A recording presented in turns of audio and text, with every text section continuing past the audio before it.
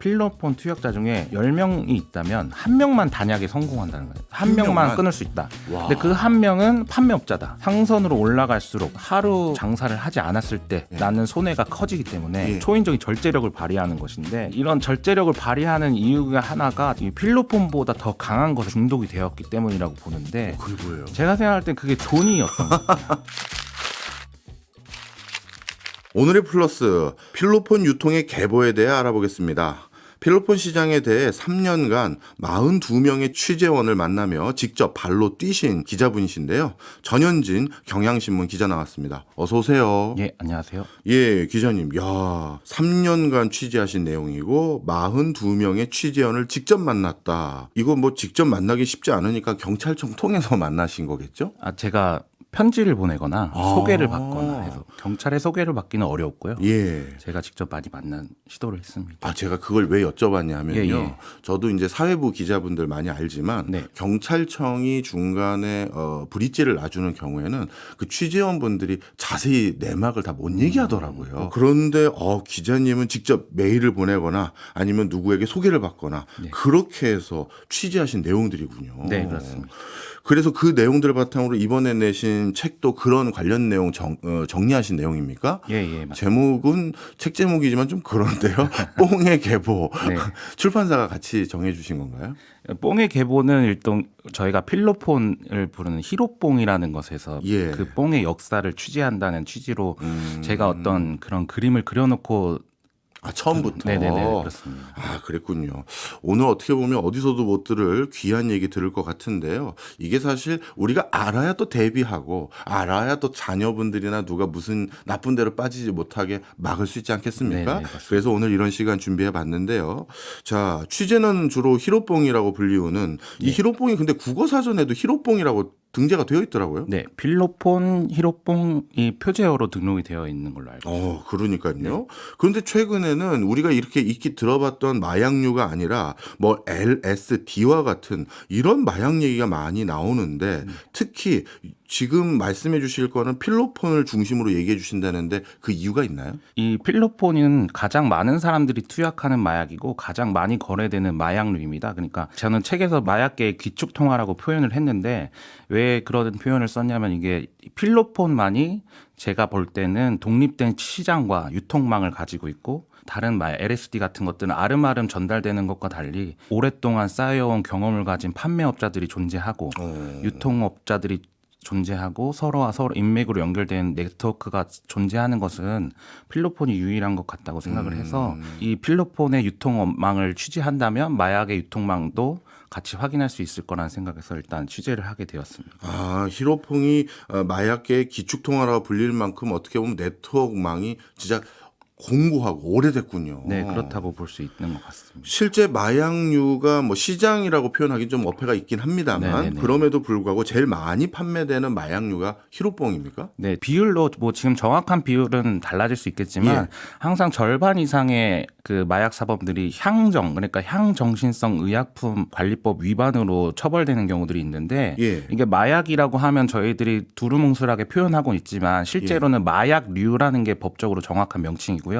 마약류 밑에 대마, 마약 그리고 향정신성 의약품이 존재하고 있고 제가 여기서 취재한 필로폰은 향정신성 의약품의 일종인 마약입니다. 그렇군요. 네. 한국 사회에서는 어떤 이 마약 문제를 이해하기 위해서는 가장 많은 마약을 소비하게 되는 것이고 결국엔 이 마약 투약의 종착지가 필로폰으로 가는 경우가 많기 때문에 필로폰의 유통망을 이해하는 게 중요하다고 저는 생각했습니다. 제가 영화에서 봤던 거는요. 일본에서 힐로폰을 들여와서 국내에서 판매하는 게 우리 국내 업자들, 이 마약 그 히로뽕을 관리하는 업자들이 주로 행태라고 생각했는데 직접 제조도 합니까? 이게 그 역사적인 배경을 따져봐야 되는 것인데 실제 히로뽕 그러니까 필로폰은 일본에서 만들어졌고 일본에서 제조하기 어려워진 상황에서 한국에서 다시 제조가 시작되었던 것이죠. 그러니까 지금은 한국에서는 제조가 되고 있지는 않습니다. 그래요? 그러니까 이게 재판에서도 몇 번 마약 제조 혐의에 관련된 재판을 보면 그런 것이 쟁점이 되기도 하는데 그 마약 유통업자들이 바보도 아니고 왜 한국에서 만듭니까라는 식으로 표현한다는 거죠. 오히려 더 싼 값에 들여올 수 있고 마약을 밀수하는 것이 마약을 제조하는 것보다 처벌 수위가 낮기 때문에 굳이 한국에서는 마약을 만들려고 하지 않는다고들 합니다. 아, 그렇군요. 지금의 어떻게 보면 한국 마약 그 업에 종사하는 분들은 네네. 제조라기보다는 일종의 밀매업자군요. 네네 그렇습니다. 그러면 일본은 도대체 이 필로폰이라는 마약을 왜 만든 거예요? 이 필로폰이라는 마약이 생긴 이유는 이게 지금 필로폰이 마약으로 유통되었기 때문에 그런 의구심이 생길 수 있는데 예. 최초에는 그러니까 일본 약학의 아버지라고 불리는 나가이 나가요시라는 분이 천식 치료제로 쓰이는 한방 약제인 마황을 그 추출해서 서양식 약품으로 만드는 걸 연구하시다가 예. 에페드린이라는 물질을 발견하게 됐는데 네. 이 에페드린은 지금도 감기약이나 다이어트 약에 사용되고 있는 것이거든요. 아, 그래요. 근데 이 에페드린을 합성하다 보니까 메스암페타민이라는 물질이 발견되었고 예. 그 메스암페타민에서 졸음을 쫓거나 배고픔을 잊고 활기를 주는 이런 각성 효과가 발견됩니다. 예. 이 메스암페타민이 지금 제가 얘기하고 있는 필로폰의 정식 명칭인데 이 메스암페타민의 각성 효과가 발견된 이후에 당시 1900년대 뭐 19세기 뭐 20세기 이런 초반 무렵에 2차 세계전 이전까지 이 전후로 계속해서 시중에서도 무리 없이 판매되고 있었던 약품이었거든요. 그 얘기는 달리 말하면 히로뽕이 시중에 무리 없이 판매됐다 이렇게 봐도 돼요? 지금 저희가 말하는 필로폰이라는 말도 사실은 상품명입니다. 그러니까 일본에서 다이니폰 제약, 그러니까 한국식 표현을 하면 대일본 제약이라는 곳에서 예. 만든 노동을 사랑한다는 의미의 그리스어가 필로포누스라는 그리스어인데 예. 이 말에서 따온 상품명이 필로폰이고 예.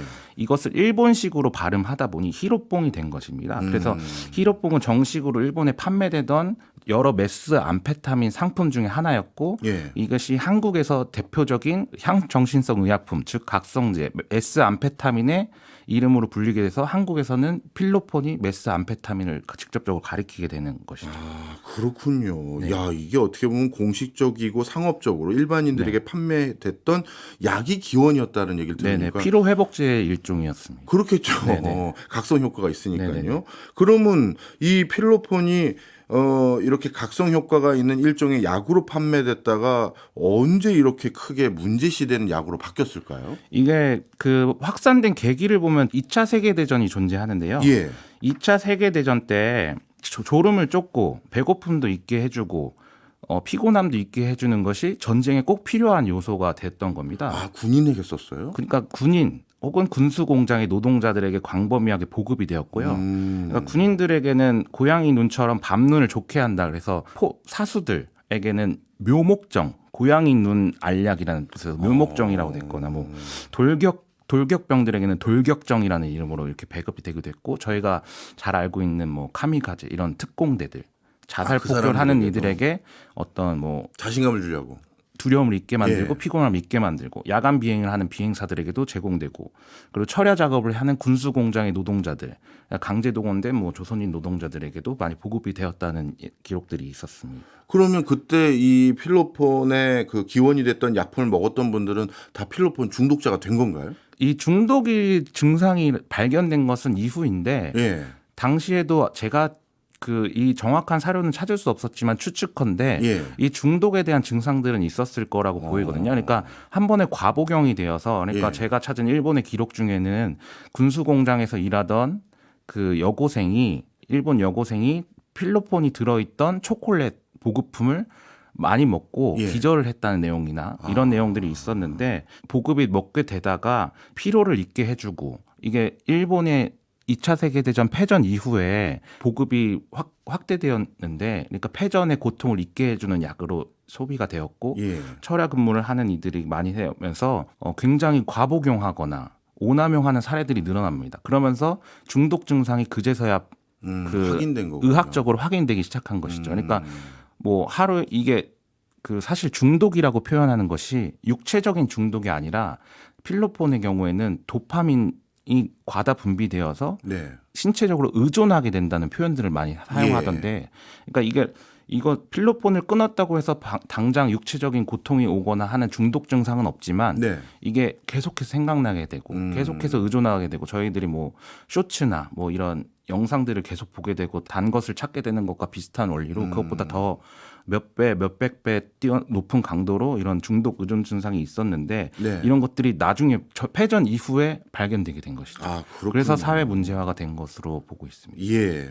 어떻게 보면 지금 설명해 주신 내용을 봤더니 일본의 경우에는 역사적 맥락으로 네네. 필로폰이 이렇게 보급되고 활용됐던 사유가 있었던 것 같은데요. 네네네. 그렇다면 우리나라는 이게 어떻게 들어온 겁니까? 이게 당시 일본에서는 사회적인 문제가 되면서 그 합법적 아까 말씀드렸던 것처럼 합법적으로 약국에서도 판매가 되었다고 말씀드렸잖아요. 예.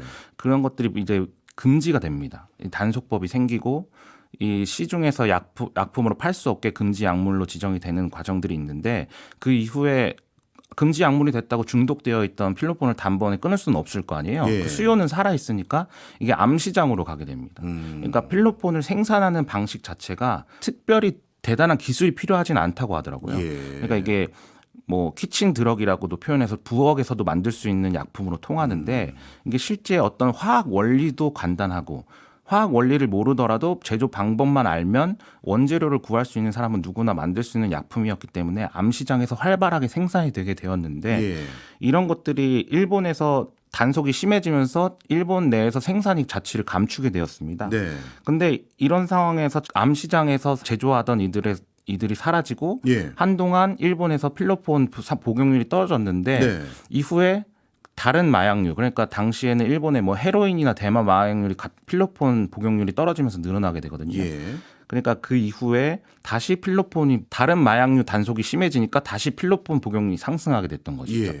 근데 당시에는 단속이 심한 상태니까 일본 내에서 제조하기 어려운데 예. 제조를 안전하게 할 수 있는 곳이 어딘지 굉장히 자금원이 된다는 걸 파악한 일본의 폭력 조직원들이 한국을 눈여겨보게 되는 것입니다. 아, 그래서 필로폰을 한국에서 생산하는 이런 형태로 눈을 돌린 거군요. 네, 당시에 최초의 암시장에서 필로폰을 제조할 때도 제일 조선인, 제일 한국인들이 많이 제조를 하였다고 하더라고요. 그러니까 막 생활 환경이 너무 척박하고 예, 예. 뭐 돈을 벌 수 있는 거리들이 없으니까 필로폰 제조를 하는 경우들이 많이 있었는데 그래 당시 최고급 필로폰 제조 기술자들이 중에는 제일 한국인들이 있었고 이들을 한국으로 보내거나 한국으로 돌아간 제조 기술자들을 야쿠자들이 찾아냈다거나 하는 식의 설들이 존재하고 있습니다. 아, 그런 연유로 한국에서 필로폰이 들어오게 된 것이죠. 예.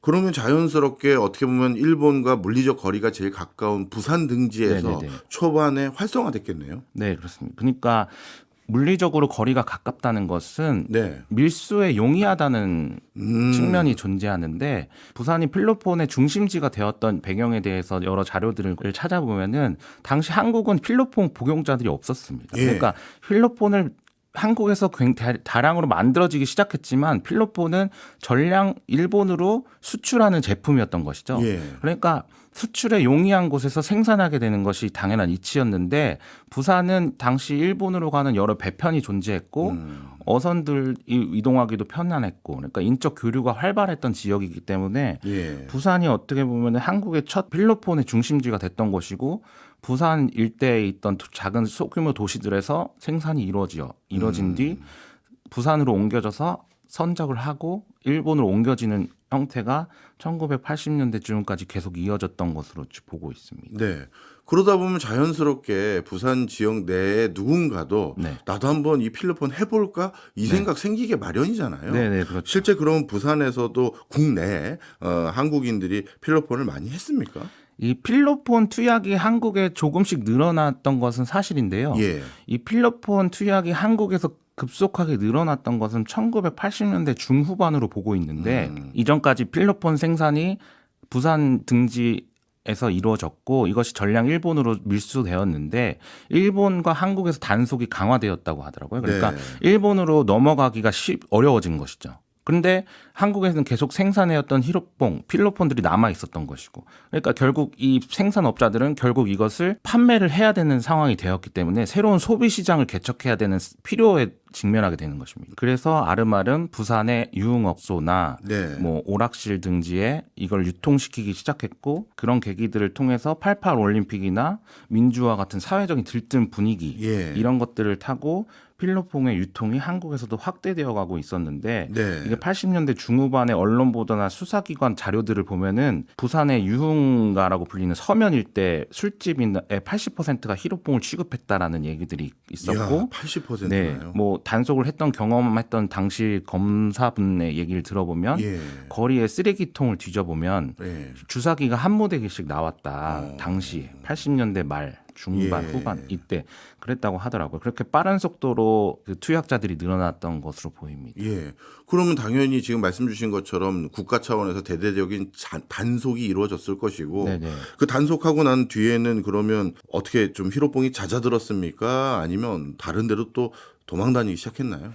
근데 이게 단속이 이루어졌지만 80년대 중후반까지는 그 눈에 띄는 속도로 그 투약자들이 늘어났던 것은 아니라고 하더라고요. 그러니까 예. 90년대 초반, 80년대 말부터 제조업자들에 대한 단속이 강화되었고 예. 1985년부터 80년대 말까지를 일종의 터닝 포인트라고 생각이 되었는데 네. 당시 수사기관 입장에서는 투약자들이 생각보다 많지 않았다고 생각했을 것 같아요. 그러니까 당시 수사기관에서는 잡아야 됐던 여러 사건들이 존재했을 테고 이것들이 경찰이나 검찰 입장에서도 성과의 입장에서도 마약 밀수나 이런 것들이 조금 상대적으로 저평가되는 시기들이 있어서 예.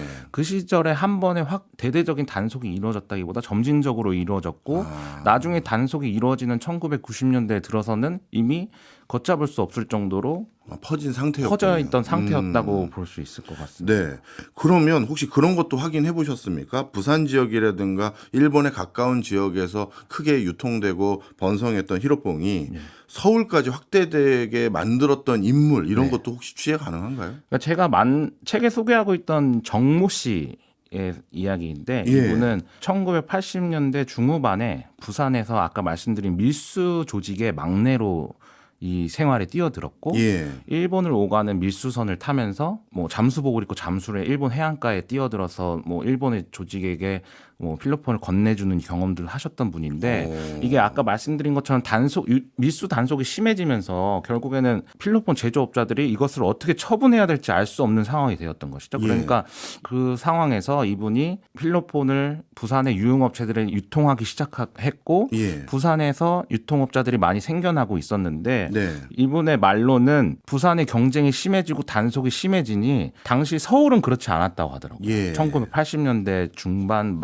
후반 무렵에 젊어서 들었을 때는 예. 아직까지 서울까지는 퍼지지 않아서 서울에 가서 팔면 되겠다라는 생각을 하셨다. 오히려 서울이 더 큰 유흥 시장이 존재하니까. 네. 그래서 이분은 본인이 말로는 자기가 서울의 깃발을 꽂은 첫 인물이다라고 표현을 하는데 이분도 직접 만나신 거예요? 네네 직접 만나보았습니다. 그러니까 서울의 유흥업소들을 돌면서 뭐 이렇게 필로폰을 공급했고 국내에서 생산되는 필로폰의 숫자가 적어지니까 해외 공급망을 파악하게 됐고 근데 이 과정에서 교도소를 수차례 오고 갔을 거 아니에요. 그렇겠죠. 그러니까 당시에는 그렇게 형량이 세지 않았다 하더라고요. 아, 그래요? 그러니까 뭐 근데 교도소를 한번 갔다 오면 오히려 거기서 많은 사람 만나게 나오는 것이죠. 아, 그게 네트워크가 되는군요. 네, 거기서 내가 물건을 팔 사람, 아. 나한테 물건을 싸게 줄 수 있는 사람, 오히려 거기서 신뢰의 공동체가 묶이게 되는 것인데 교도소를 뭐 7차례 정도 오가면서 이 시절에 오히려 더 이름 있는 필로폰 유통업자가 되어서 서울에서는 굉장한 거물이 되었고 교도소를 오가던 이런 시절에 그러니까 1980년대 이후 매년 그러니까 60%씩 뭐 히로뽕 사본이 증가했다. 야, 뭐 1990년 한겨레 보도를 보면은 상용인구가 100만 명에 육박할 것이다. 100만 명이요, 90년대. 네, 이런 보도들이 있었는데 결국에는 그만큼 이런 유통업자 입장에서 고객이 늘어나고 있다. 예. 시장이 확대되고 있다라는 비즈니스 관점에서 볼 수 있었던 것이죠. 네. 방금 말씀 주신 내용 중에서도 정말 중요한 얘기가 있네요. 우리가 마약 관련해서 단속해서 마약 사범을 입건해서 교도소에 수감을 시킬 때도 철저히 이 사람들이 뭉치게 하는 게 아니라 다른 교도소로 분산해서 수용하든지 하지 않으면 오히려 이게 뭐랄까요, 사업 기회를 도모해주는 효과가 생긴다. 이것도 굉장히 중요한 오늘 알게 된 시사점인 것 같습니다. 말씀을 쭉 듣고 보니까요, 이번에 기자님이 집필하신 저서인 뽕의 계보, 야, 이 책 한 권 쓰시려고 정말 다양한 시간과 노력을 기울이셨겠구나라는 게 확 느껴지는데요. 그렇다면 실제 취재로 만났던 마약 사범들 중에서 교도소에서 마약을 배웠거나 거기서 내가 마약 사업에 대해서 알게 됐다 이런 사람들도 있었나요? 네, 대부분 교도소에서 많이 배웠다고 얘기를 하고, 그러니까 교도소 전과자들은 교도소에 학교 갔다 왔다 뭐 이런 표현들을 쓰잖아요. 그렇죠. 아, 그게 그런 의미인가요? 그러니까 교도소에 가서 새로운 범죄 수법을 배우기도 하지만 이들에게는 어떤 일종의 네트워크를 망을 늘리는 역할을 했던 것 같습니다. 예. 그러니까 제가 실제 만난 분 중에 윤주종이라는 분이 계셨는데 네. 이분은 실제 현재 수감 중이신데 뭐 본인의 이름을 써도 상관없다고 하셨고 예. 이미 이름이 여러 차례 보도되기도 하신 분이라서 이분은 뭐 하시는 분이에요, 주로? 이분은 필로폰 유통에서 우리나라에서는 거의 정점에 있다라고들 표현을 많이 하시는 분이고 먹이사슬의 정점. 그러니까 가장 많은 양을 유통했다고 표현하는 분이 2000년대 초반에 국내 유통되는 필로폰의 60% 이상을 이분이 야. 유통했다라는 얘기가 있었고 최근에 개봉 조금 됐죠. 범죄도시 3였나요? 그 일본과 중국 뭐 조직들이 대만 조직이 나오고 뭐 그 실제 이 사건에서 어느 정도 모티브를 따왔다고 하더라고요. 그러니까 이분이 그 정도로 어떤 필로폰 유통 업계라고 표현해도 될지 모르겠지만 이게선 일종의 정점에 한번 쓰셨던 분인데 이분은 뭐 접견도 갔지만 편지로 저에게 자세한 인생 여정을 말씀해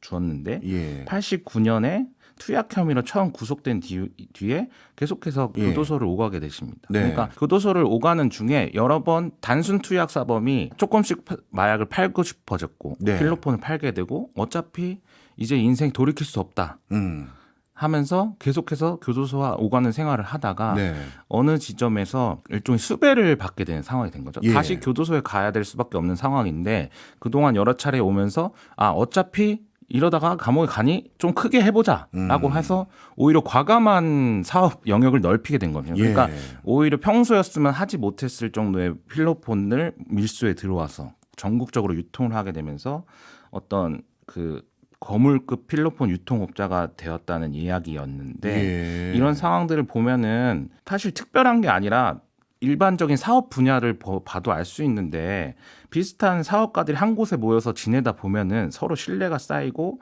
중요한 거래 기회들을 서로 나누게 되는 것이잖아요. 그러다 보면은 이들이 필로폰이라는 불법적인 물건을 판매하고 있지만 장사꾼이라는 본질이 있기 때문에 이들에게는 믿을 수 있는 거래처를 확보하는 것이 가장 중요하고 내가 안정적으로 판매할 수 있는 고객을 확보하는 것이 이들에게도 역시 중요한 것인데 이게 교도소가 그런 것을 이어주는 역할을 했던 것이 어떻게 보면 이 역사적인 내용을 봤을 때 부인할 수 없는 사실이지 않았나라는 생각이 좀 듭니다. 그렇군요.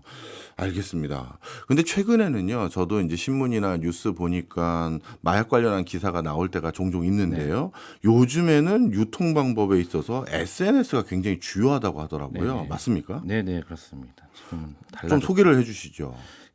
과거에는 그러니까 믿을 수 있는 사람하고 대면 거래를 했습니다. 그러니까 오른손 왼손 뭐 이런 표현을 하는데 오른손으로 돈을 주고 왼손으로 물건을 받고 이런 표현들을 사용했는데 그러니까 직접 믿을 수 있는 사람하고만 거래한다는 것이죠. 그런데 문제는 이 믿을 수 있는 신뢰는 언젠가 깨지고 마는 게 마약 세계의 그 불문율이지만 어쨌든 믿을 수 있는 사람에게만 거래한다는 게 있었는데 이 과학 기술의 발달, 그러니까 통신 기술의 발달로 비대면 거래를 할 수 있게 된 것이죠. 저희가 물건을 사는 예전에 마트에 갔지만 이제는 그 배송을 통해서 인터넷에서 주문하는 것과 같은 변화가 필로폰 유통의 세계에도 등장하게 된 것인데 제가 만난 분 중에는 2017년에 저희가 보안성이 뛰어난 메신저로 불리는 텔레그램에서 중간 유통망을 거의 장악하다시피 했던 분을 만난 적이 있는데 이분은 그러니까 롯봉이라는 아이디로 유명했던 분입니다. 롯봉이 미스터 메스 뭐 이런 여러 아이디를 사용했는데 이분은 1980년생이었어요. 그러니까 이분은 교도소를 오가면서 인맥을 넓히고 이런 거래망을 확보하는 이런 유통 9세대 방식의 세대를 경험했고 여기서 출발을 해서 비대면 온라인 거래를 확립하게 되는 이 새로운 세대에 걸쳐 있는 분이신데 저는 그래서 이분이 어느 걸쳐 있는 세대 2.5세대 마약왕이라고 보았는데 이분의 사연이 뭐 길지만 재미있고 그래서 간단히 이야기해 보자면 지방의 고등학교를 다니다가 문신업자, 그러니까 지금 말로 하면 타투이스트가 되는데 예. 그러면서 유흥업소 종사자들을 알게 되면서 이 필로폰을 접하게 되는 것입니다. 근데 이분이 필로폰을 직접 적극적으로 판매했다기보다 자기 아는 사람들에게 알선을 해주게 되는 것이죠. 근데 알선과 판매는 비슷한 수위로 처벌을 받게 돼서 예. 내가 이럴 바에는 적극적으로 한번 팔아볼까라는 생각을 하게 됐다 하더라고요. 자꾸 교도소를 오가다가 이런 생각을 하게 됐고 마침 그 시기에 인터넷으로 필로폰을 판매하는 일들이 생겨나기 시작했고 예. 그때 2014년 무렵에 이 텔레그램이라는 것이 국내에 많이 확산되게 되는데 이 텔레그램을 통해 팔면 되겠다라는 생각을 하시게 됐다 하더라고요. 그러니까 이 시기에 이런 비슷한 생각을 하셔서 텔레그램으로 마약을 판매하는 이들이 조금씩 늘어났던 시기였습니다. 로뽕이라는 인물은 그 시기에 딱 맞춰서 어떤 결심을 하게 됐던 인물이었던 것이죠. 네. 말씀 또 듣고 보니까요, 이런 생각이 또 드는데요.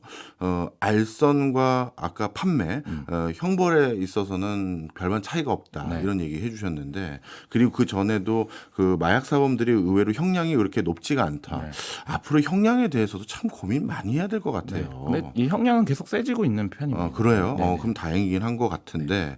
자, 그러면 SNS를 통해서 이렇게 텔레그램을 통해서 마약류를 유통해보자라고 이제 생각한 사람들이 있었는데 처음부터 이게 됐을까요? 왜냐하면 저는 그걸 팔겠다고 거기서 또아리를 트고 있어도 네. 사겠다는 사람들이 관습적으로 구매하는 경로라는 게 있을 텐데 예, 맞습니다. 거기에서 그거 사겠다고 생각하는 사람 없었을 것 같은데. 네, 맞습니다.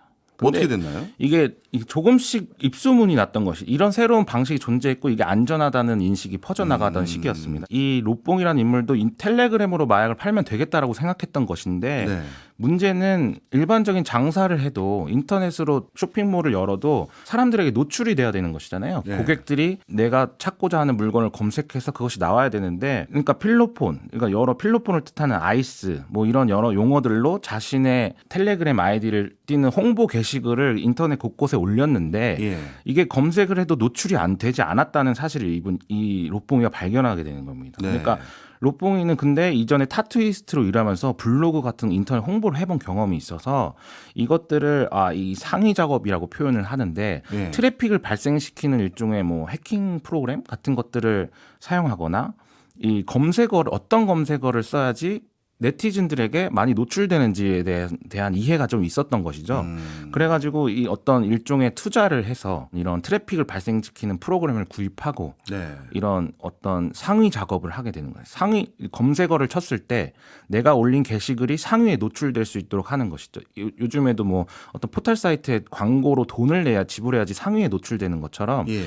이 로뽕이는 그런 것들 자기만의 방식으로 상위에 노출되도록 했는데 처음에는 거의 한 달에 판매되는 양이 거의 없었는데 예. 이 로뽕이는 그 정점이 되었을 때 하루에 수천만 원씩 벌기도 했다고 합니다. 하루에 수천만 원이요. 네, 그러니까 많을 때는 그렇고 통상 수백만 원, 뭐 이런 그 있는데 최대치로 하면 자기가 팔 수 있는 양이 많으면 많은 만큼 전부 팔 수 있었다는 얘기가 예. 되는 것이죠. 그러면 이런 사람들이 판매했었을 때 점점 뭐 수단이요, 수법이 금액을 조금씩 올리겠죠. 단골에게는 아닌가요? 이게 마진율이 네. 생각보다 뭐 적게 남는 경우도 있는데 예.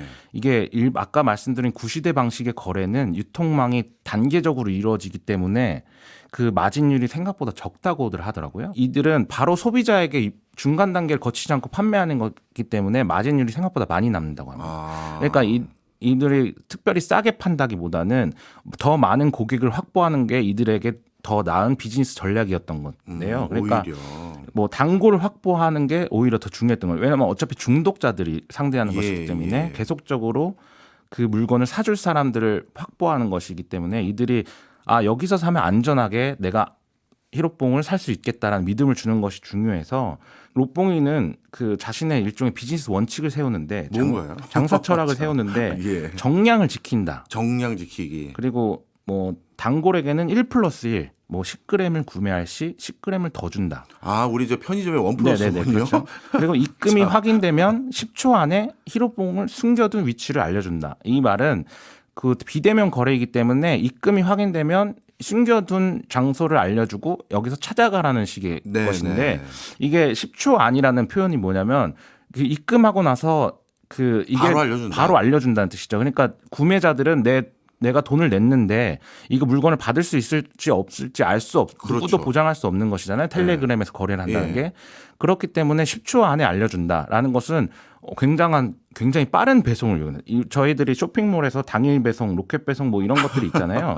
그런 것처럼 빠르게 숨겨둔 위치를 알려줘서 빨리 하고 싶어하는 이들에게 빠르게 물건을 전달해 준다는 것이 굉장히 신뢰를 확보하는 수단이 되었다고 합니다. 그러니까 이런 나름의 비즈니스 철학과 원칙으로 텔레그램 유통망을 장악해 가고 있었던 것이죠. 당시에 필로폰을 텔레그램으로 판매하는 이들이 전혀 없진 않았지만 제가 이 로뽕이라는 사람에게 주목한 이유는 이런 나름대로 이런 일종의 나름의 원칙을 가지고 유통망을 확대해 가는 것이 관심 있게 들여다볼 지점이라고 생각했던 것입니다. 네. 참 허탈한 웃음이 자꾸 나오네요. 그러면 이렇게 이 록봉이 같은 분에게 SNS를 통해서 마약을 요즘 들어서 주로 구매하는 사람들은 누구고 본인이 혼자 집에서 하려고 구매하는지 아니면 그 사람들도 또 어디다 다시 웃돈 받고 되팔려고 하는 건지 그것도 궁금하네요. 이게 그 모든 경우가 해당될 수 있는데 일단 뒤에 여쭤보신 것부터 말씀드리면 물건이 생기면 거기에 마진을 붙이기 또 나름이잖아요. 그러니까 전혀 구할 수 없다고 생각하는 사람, 그러니까 일종의 아무것도 모르는 이에게 내가 100만 원에 주고 구입한 필로폰을 200만 원에 판매하면 나에게 이문이 남는 것이기 때문에 그런 수단을 이용하는 이들도 있을 테고 아니면 단지 자기가 투약을 하는 용도로 쓰는 사람도 있을 테고 그건 종류는 다양할 거라고 생각이 들고 이게 아무래도 텔레그램이나 어떤 통신 기술을 이용하는 것이기 때문에 10대, 20대, 30대 같은 분들이 많이 사용하게 된다고 합니다. 그러니까 최근에 10대 마약이 늘어나고 있다라고 표현하는 것은 제가 볼 때는 어느 10대들이 갑자기 불량해져서 필로폰을 하게 됐다기보다는 오히려. 접근성이 과거에는 내가 아는 유통업자 지인이 있어야만 구입할 수 있던 것이 지금은 손안에 휴대폰만으로도 필로폰을 구입할 수 있게 돼서 어떤 접근성이 나아졌다는 것이고 실제로 아까 말씀드린 거물급 유통업자들은 핸드폰을 자체를 잘 사용하지 못한다고 해요. 그러니까 스마트폰 같은 것도 교도소를 워낙 자주 왔다 갔다 하니까 스마트폰 기술을 사용할 줄 모르고 가상화폐 이런 걸 잘 모르고 그리고 텔레그램을 통해서 채널을 생성한다든가 그러니까 그런 걸 모르니까 오히려 자기 믿을 수 있는 사람들하고만 더 많은 양을 거래해서 이윤을 남기려고 하는 것이라고 그 차이가 있다고 합니다. 또 그런 면이 있군요. 그런데 좀 제가 의구심이 있는 게요. 텔레그램이 아마 보안성이 좋아서 그걸 주로 활용하는 것 같은데 그걸로 주문을 하고 물건 갖다 드리겠습니다. 갖다 놨습니다. 이거는 어떻게 보면 보안성 있게 유지가 될 수 있을 것 같아요. 근데 앞서 말씀 주신 것처럼 입금이 확인되면 10초 안에 뭔가를 알려준다면서요. 그럼 입금이라는 건 이거는 공식적인 계좌를 이용하는 건데 그건 흔적이 남잖아요. 네, 맞습니다. 그럼 아무 소용 없는 거 아닌가요? 이게 결국에는 그 계좌 입금에서 모든 추적이 이루어지는데 그렇기 때문에 계좌를 입금을 추적을 피하는 여러 방식들이 존재하게 됩니다. 이게 지금 제가 새로운 이야기를 하는 것이 아니라서 말씀을 드려보면 기본적으로는 차명 계좌를 이용하는 것이죠. 차명 계좌를 이용해서 모자로 가리고 으슥한 ATM기에 인출기에 가서 입금하는 방식이 가장 전통적이었고 현금을 땅에 숨겨놓고 그걸 서로 던지기를 하는 것이죠. 그런 방식이 있다면 록봉이라는 분의 사례를 말씀드려보면 이분은 조금 새로운 방법을 했는데 이때는 지금 현재는 가상화폐를 통한 방식이 압도적으로 많아졌다고 하는데 이때는 가상화폐가 그렇게 보급이 되지 않은 시절인데 이분은 그러니까 2017년, 2018년 무렵에 그러니까 백화점 모바일 상품권을 구입하는 사이트에서 구입을 해놓고 그러면은 입금하도록 가상 계좌가 나오잖아요. 뜨죠. 일회용 가상 계좌가 뜨는 겁니다. 그러면은 가상 계좌에 입금하라고 안내를 하는 것이죠. 그러면은 가상 계좌 입금이 확인되면 본인은 모바일 상품권으로 돈을 받고 이 돈을 환전을 해서 현금으로 사용을 하고 그리고 입금하는 분들에게는 보안을 위해서 자기 신원을 잘 가리고 으슥한 곳에 가서 이 계좌로 입금하시라는 안내를 해주고 그런 겁니다. 그러니까 이 모바일 상품권을 현금으로 할 때는 환전 수수료가 또 생기니까 록봉에는 직접 이런 환전 업체를 찾았다고 하더라고요. 그러니까 이런 금융 기술을 적극적으로 활용한 셈인데, 그러니까 VIP 고객이 된 경우라면은 은행에서 제공하는 보안성이 높은 일회용 계좌를 사용한다거나 하는 식의 방법들을 사용했는데 요즘 같은 경우에는 가상화폐를 뭐 추적을 피할 수 있게 하는 여러 방식들을 사용했다고 하는데 사실 이게 추적이 어렵다는 것이 방금 말씀하실 때 눈치채신 분이 계실지 모르겠지만 돈을 받는 사람 입장에서나 보안이 유지가 되는 겁니다. 그러니까 네. 돈을 입금하는 사람에게는 언젠가 꼭 추적이 될 수 있는 단서가 남게 되어 있어요. 그렇겠죠. 그러니까 이게 구입하려는 분들이 이런 보안성이 뛰어나다고 해서 우습게 생각하는 경우들이 많은데 실제로 가상화폐 환전소를 이용하면 보안이 뛰어나다고 광고하는 유통업자들이 많은데 실제로는 가상화폐 환전소 자체 한 군만 압수수색해도 입금 내역들이 바로 뜨게 되는 것이거든요. 그렇겠죠. 그러니까 그걸로 돈을 받은 사람은 안전할 수 있지만 돈을 입금한 사람들은 결국 들통나게 되어 있습니다. 그리고 이런 것들이 꼬리를 밟다 보면은 결국에는 누구나 이게 추적이 이루어지게 되는 것입니다. 그러니까 건망을 완전히 피해 나갈 수는 없는 것 같다라는 말씀을 드리고자 했습니다. 예. 앞서 여러 실제 취재하시면서 만나본 사람들에 대해서 얘기해 주셨잖아요. 로뽕이도 그렇고 그 전에 뭐 상선이라고 불리우는 대표적으로 아까 누구셨죠? 조남 말씀해도 되나? 윤주종 이분도 마찬가지고 이런 분들은 본인들이 직접 투약을 해서 이쪽으로 넘어간 분들인데 이런 거 상관없이 그냥 유통만 하다가 나도 다 투약에 빠지게 되는 거 아닙니까? 어떻습니까? 이게 뭐 일단 취재하면서 들은 인상적인 얘기였던 중에 하나가 필로폰 투약자 중에 10명이 있다면 1명만 단약에 성공한다는 거예요. 한 명만 끊을 수 있다. 와. 근데 그 1명은 판매업자다. 예. 이런 얘기를 한다고 하더라고요. 그러니까 상선으로 올라갈수록 하루 장사를 하지 않았을 때 나는 손해가 커지기 때문에 하루 뭐 투약을 할 경우 내 뭐 정신 상태가 온전하지 않을 수도 있고 뭐 장사를 하기 어려우니까 그런 손해를 보는 것이죠. 또 이들은 경찰 추적이나 뭐 검찰의 추적을 늘 걱정하기 때문에 어느 불시에 잡히는 순간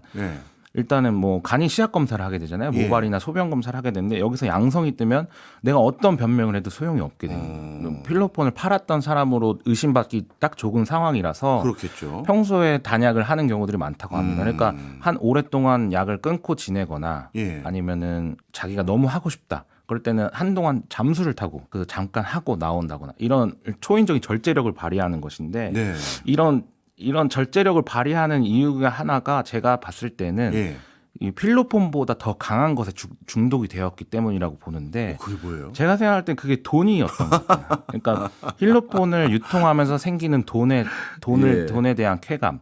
내가 이 돈으로 많은 이들을 거느리거나 모든 사람들이 나에게 와서 약을 하는 것에 오는 쾌감. 그러니까 이 아까 말씀드렸던 로뽕이와 같은 분은 그 하루에도 뭐 돈을 많이 벌게 되는 날들이 있었는데 이 돈들을 계속해서 쓰면서 어떤 그 만족감을 느끼는 거죠. 그러니까 했던 것 중에 인상적이었던 내용이 자기가 서울에 있는 모 백화점을 주로 단골로 이용을 했는데 일주일에 뭐 한 500만 원 정도만 쓰자라고 생각을 하고 백화점에 가서 마네킹에 걸려 있는 것들을 가격표도 보지 않고 사고 그런 식으로 자기 스트레스를 풀었다 하더라고요.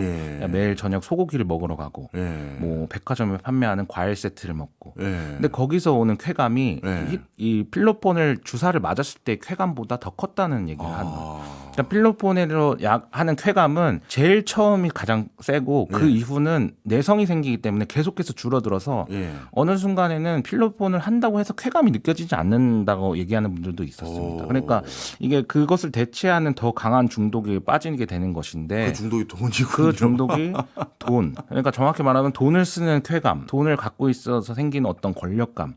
뭐 이런 것들이지 않았나라는 생각이 드는데 이거 되게 조심스러운 질문인데요. 지금까지 쭉 취재해 보신 분들 중에서 혹시 이렇게 불법적인 향정식성 의약품을 유통해서 큰 돈을 지금까지 벌어서 부자인 분들이 있습니까? 그러니까 제가 직접 만난 분들은 그렇게 말하진 않습니다. 일단 기본적으로 아름아름 소문으로는 뭐 한 1년 하면 건물을 산다 뭐 이런 얘기들도 하는데 그렇지만 제가 이런 말 속에서 이들이 말하지 않는 것 중에 하나가 뭐냐면 결국에는 이 돈을 끝까지 쥐고 사는 사람은 없는 것 같다는 생각이 듭니다. 결국에는 수사를 받게 되고 그렇죠.